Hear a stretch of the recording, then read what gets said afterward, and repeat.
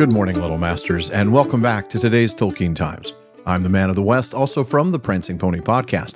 Let's keep week 23 going with today's Third Age Thursday, a time for us to revisit those familiar and sometimes not so familiar stories from the Third Age.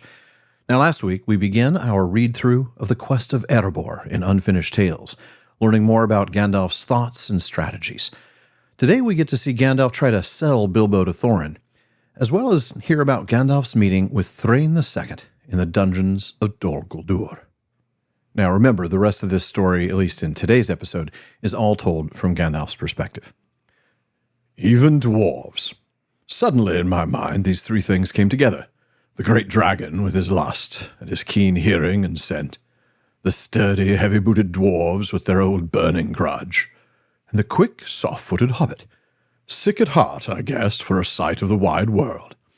I laughed at myself, but I went off at once to have a look at Bilbo, to see what 20 years had done to him, and whether he was as promising as gossip seemed to make out. But he was not at home. They shook their heads in Hobbiton when I asked after him. "Off again," said one hobbit. It was Holman, the gardener, I believe. "Off again. He'll go right off one of these days if he isn't careful. Why, I asked him where he was going and when he would be back, and 'I don't know,' he says, and then he looks at me queerly. 'It depends if I meet any Holman,' he says. 'It's the Elves' New Year tomorrow.' A pity, and him so kind a body. You wouldn't find it better from the downs to the river." Better and better, I thought. I think I shall risk it. Time was getting short. I had to be with the White Council in August at the latest, or Saruman would have his way and nothing would be done. And quite apart from greater matters, that might prove fatal to the quest. The power in Dol Guldur would not leave any attempt on Erebor unhindered, unless he had something else to deal with. So I rode off back to Thorin in haste, to tackle the difficult task of persuading him to put aside his lofty designs and go secretly, and take Bilbo with him, without seeing Bilbo first. It was a mistake, and nearly proved disastrous. For Bilbo had changed, of course. At least, he was getting rather greedy and fat, and his old desires had dwindled down to a sort of private dream. Nothing could have been more dismaying than to find it actually in danger of coming true. He was altogether bewildered, and made a complete fool of himself. Thorin would have left in a rage, but for another strange chance, which I will mention in a moment. But you know how things went, at any rate as Bilbo saw them. The story would sound rather different if I had written it. For one thing, he did not realize at all how fatuous the dwarves thought him, nor how angry they were with me. Thorin was much more indignant and contemptuous than he was perceived.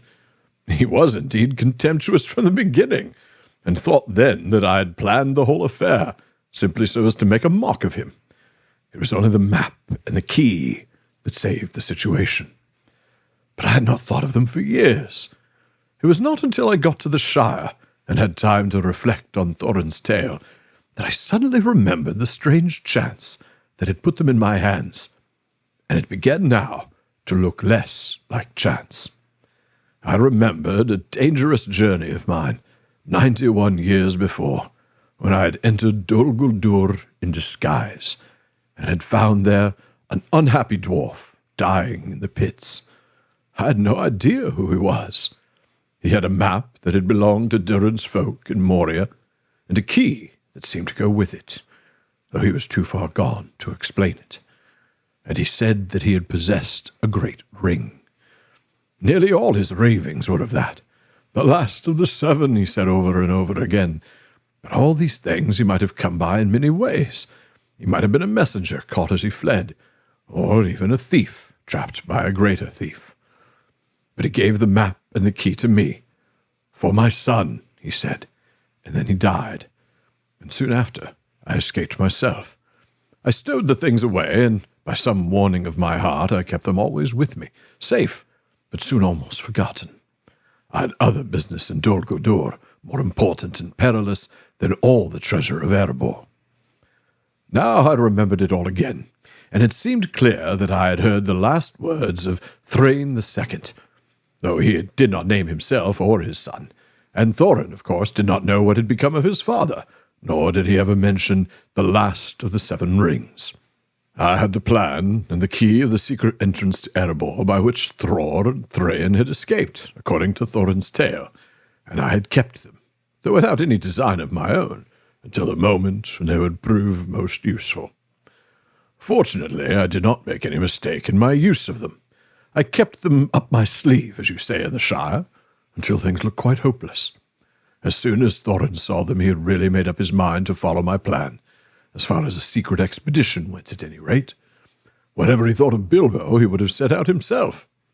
The existence of a secret door, only discoverable by dwarves, made it seem at least possible to find out something of the dragon's doings, perhaps even to recover some gold, or some heirloom to ease his heart's longings.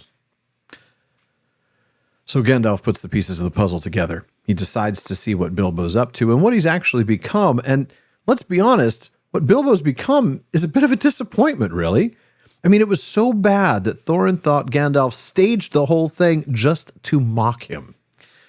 Fortunately, Gandalf remembered the map and key that date back to his journey to Dol Guldur almost a century before, when he met Thrain, though he didn't know it at the time. Now, when he remembered them, he knew better than to pull them out right away. Gandalf used them at just the right moment to ensure that the dwarves would do what they were supposed to do and use Bilbo, and the rest is history. For now, folks, that wraps it up for this week's Third Age Thursday. Come back next week as we wrap up the Quest of Erebor and the end of Series 3.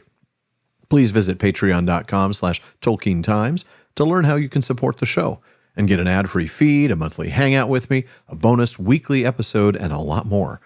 And join me again tomorrow on today's Tolkien Times as I welcome a very special guest for Fandom Friday. Now, if you're watching this on YouTube, please be sure to like, subscribe, and turn on notifications. If you're listening to it on a podcast app, please follow or subscribe there. And follow @Tolkien Times on Instagram, Twitter, and TikTok. Finally, as Faramir says, go with the goodwill of all good men.